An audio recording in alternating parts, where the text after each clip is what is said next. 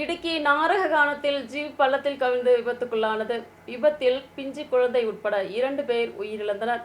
3 பேர் பலத்த காயமடைந்தனர். கூத்தாட்டுக்குளம் பகுதியை சேர்ந்த சாரம்மா, நிக்கு போன்றவர்கள்தான் உயிரிழந்தது.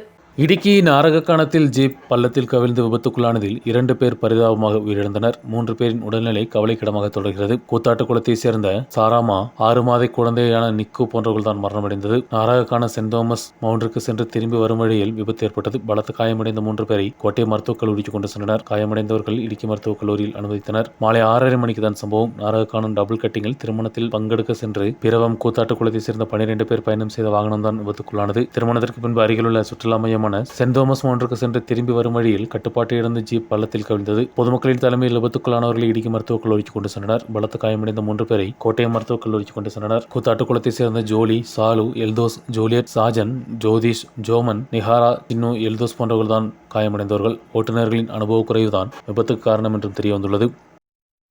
News bureau, Kattappana.